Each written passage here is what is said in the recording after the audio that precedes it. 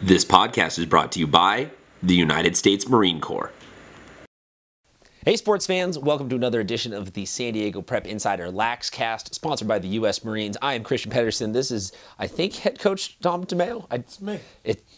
I told you there'd be wardrobe changes. I told you. Who knew this man had the top of his head? It's all filled up with lacrosse info, thankfully. So, Coach. I'd like to think so.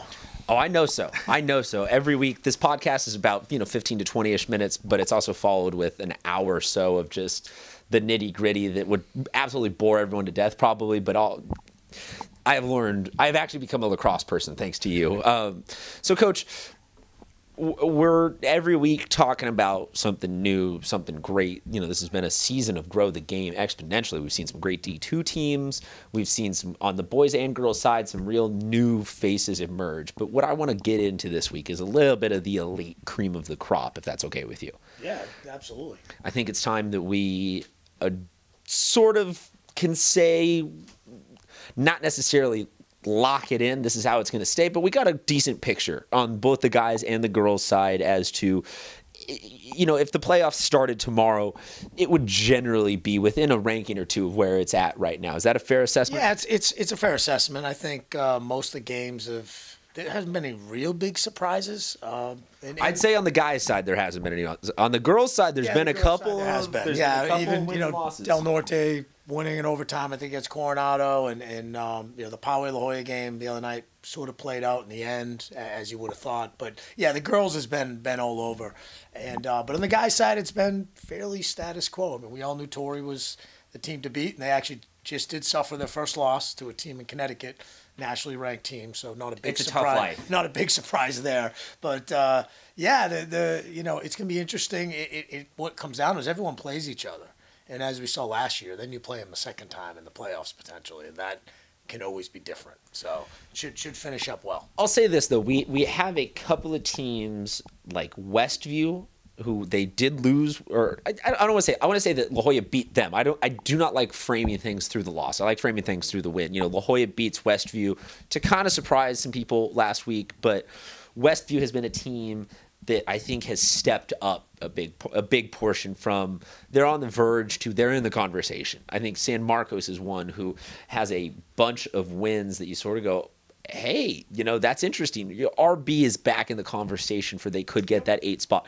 So here is how it is seeded right now for the top 8 teams. Torrey is number 1, LCC 2, Noto 3, Poway 4, San Marcos 5, Bishop 6, Westview 7, Rancho Bernardo 8. On the bubble, Cathedral Catholic, La Jolla High School, Carlsbad. Right in there, the first team I want to kind of jump off at is Cathedral Catholic continues to be the poster child for the numbers don't quite get it right. There needs to be a little bit of an eye test. Am I wrong in saying that? Yeah, I mean they've played a very tough schedule to date. So with how the rankings go on Lax Power and which is CIF, that it can be tough how that plays out. So they've played tough teams. They've won some games. They've lost a bunch of close games. So that's not really showing. The 4-8 record isn't really a good indication of where they're at as a team. Overtime loss to defending Open Division champions LCC, a 1-goal loss to St. Margaret's Episcopal, who is a major powerhouse here in California, 1-goal loss to Loomis Chaffee School in Florida. Like you said, big-time marquee losses, so not going and dropping a dud where just your players were out on spring break and or on mission trips, and sorry to hit a little home on that one.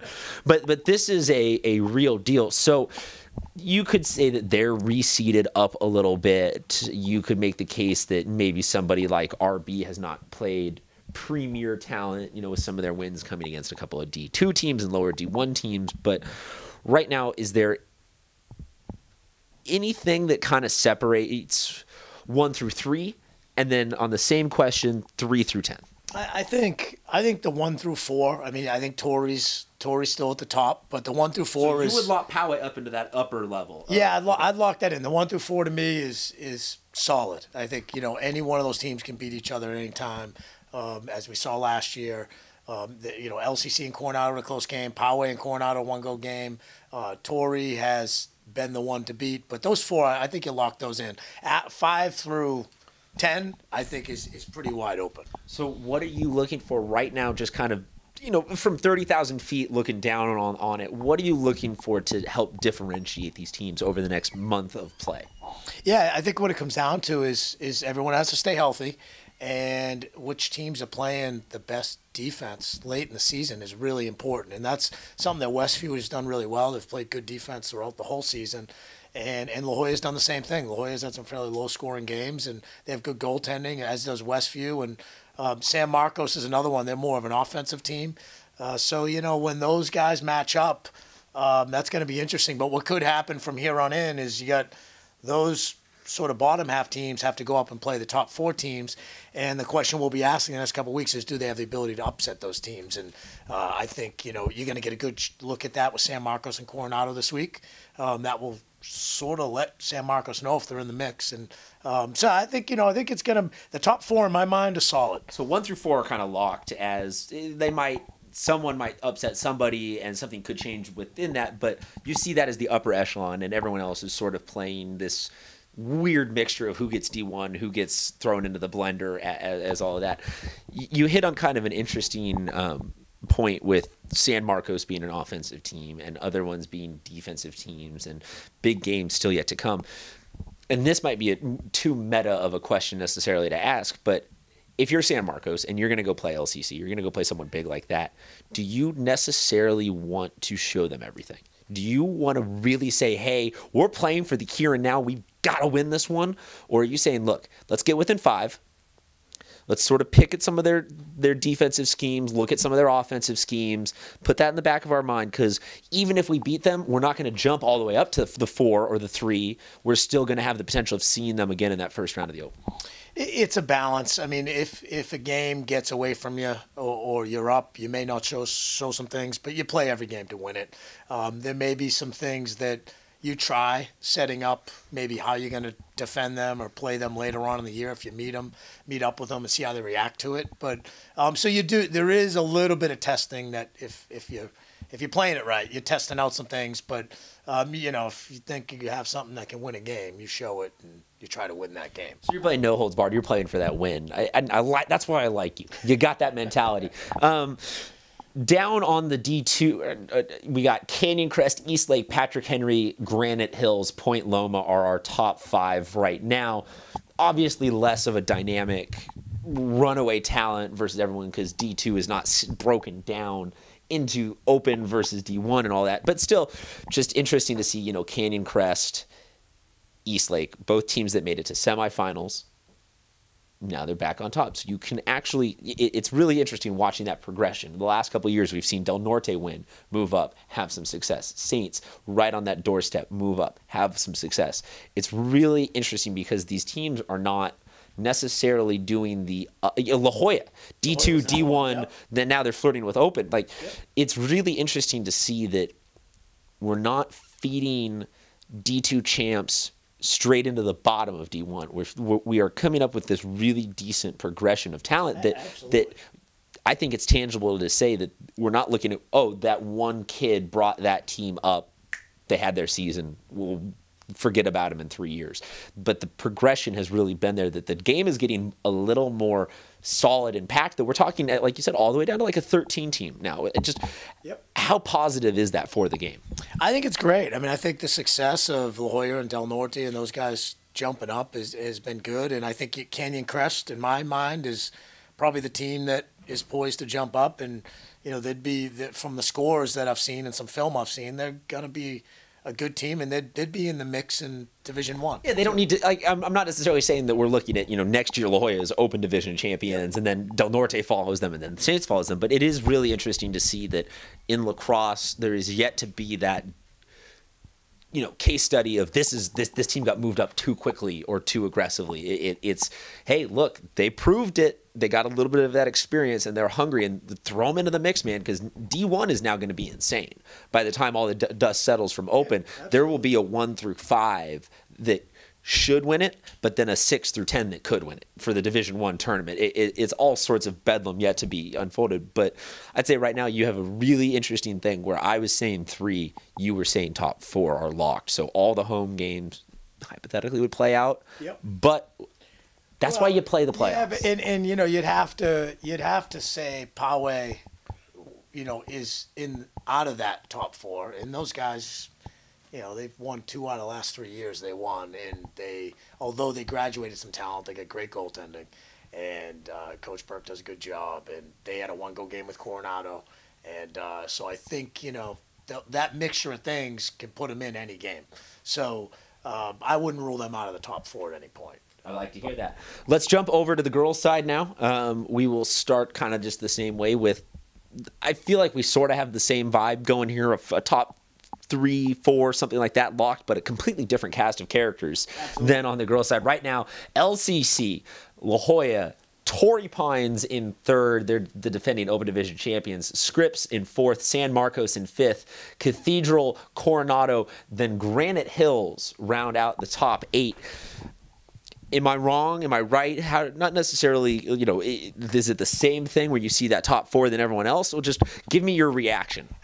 To me, it's not as defined top 4. I think you've seen close games 1 through 8, even as much as that goes. So if you look at where Cathedral's at, Coronado's at, you know, Scripps, San Marcos, those are all teams that, you know, I could very well see beating each other. So I don't, as much as I do think LCC and Torrey are still a little bit the cream, and La Jolla, that those 3 are, in my eyes, the strongest. I could see, you know, as evident with Coronado early in the year, they probably should have beat Torrey. Torrey scored with 4 seconds left, and Coronado had a 5-goal lead, I think, in the 4th quarter. So, you know, I think all those teams have the ability to beat each other when it comes down to crunch time. So with this much parity and less of it, you know, last year it was everybody playing for second behind Torrey. It was sort of written on the wall pretty early on that Coach Doucette had a behemoth of a squad. But with this much parity, because you can even go down and say that, you know, Del Norte at the 9, Poway at the 10 could very easily be up at the 4 and 5 seeds in the next week and a half of it. What are you sort of looking for? Is it huge margin of victory? Is it that marquee win? Where do you kind of pick and choose and go, that's the team that I have confidence in versus I'm just not as sold on the others? Yeah, I think that, especially on the girls' side, I think that when the girls, if you look at the scores and it's a close game, the game can go, usually could have went either way. It became, you know, at the draw, it became goaltending. It was little things that I think sometimes it's tougher to change in game plan as you have on the boys' side. So I think the scores, if it's a close game, you know that can shift one way or the other. If a team wins by 7 or 8 goals, that's a pretty good indication that they're just a better team. And I think you saw that with La Jolla and Poway, with them pulling away in the end this week, a 5 or 6 goal game. And La Jolla, I think going into it, we would have thought was the better team. So, you know, I think the scores can be very telling. So you're looking for that margin of victory. You're looking for that. That's where your confidence index is. I'll just say this about what we see this year is there is obviously one major outlier of Granite Hills making their first foray into the top of it all. But there is also just an interesting thing of, I think that some teams are starting to see each other too much. And LCC is starting to play the same cast of characters, and the same games get rehashed in the same way that, like you said, it comes down to that they had the lead and then the goal at the very end that changes everything. That you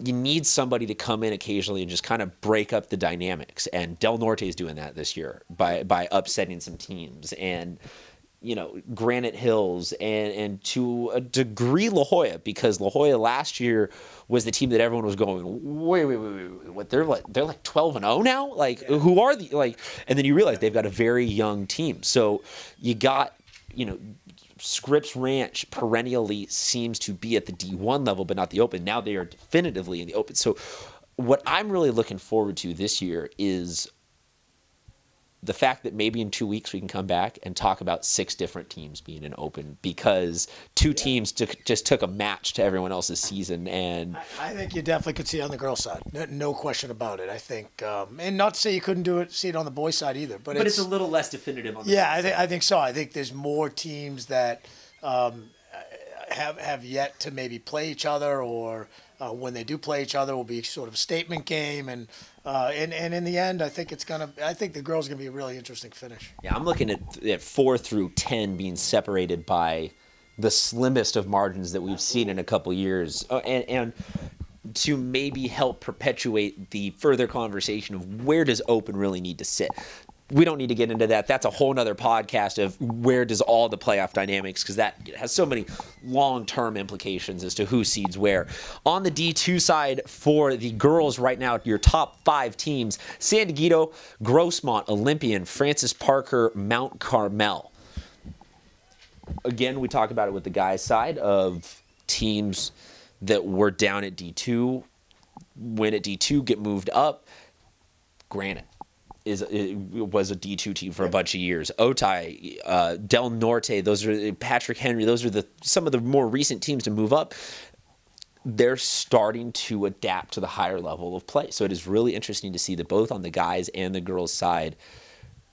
I'm not going to necessarily say that the gap is being closed between the best and the bottom, but it is becoming a much thicker middle class. Yeah, and as the sport has grown, which we've talked about now for the past year or so, as it's grown, it's building that secondary level of teams, and they have a way to go to be Open teams or to be top 4 like we talk about, but just the talent, just the players playing youth lacrosse or playing younger than junior year in high school has benefited a lot of those teams, and it's an athlete sport, so as athletes pick it up, they pick it up quick, and the sport gets better. And that's what you're seeing around the country, let alone out here in San Diego. But it is certainly interesting and fun to see that it's spreading across the county, and that we're starting to hold our own in not international, but out, cross state, across the country. We got Torrey, we got LCC, we got Poway, we got you guys beating teams from all sorts of parts of the county, all sorts of parts of the country. It'll be very interesting because, like I said, we could be back here in a week or two talking about a whole new group of people. I know that I'm going to keep an eye out for some big games. You let us know what's going on and who we might have missed out of all this that you're saying, hey, don't be caught sleeping on Pack Ridge or someone like that, because that's the last thing that we want to do is feel like we've disserviced or disrespected a team. So let us know. And, I think that it's probably time to let you go to practice. Unless, like every player, you want me to drag out the interview so you don't have to go to practice. They're rooting for you. Exactly. I would assume that they have stretched now for all 15 minutes that we've been in here or something like that. So we'll let you go check in with the squad coach. Thank you so much, and thank you, as always, to the Marines for making this all possible.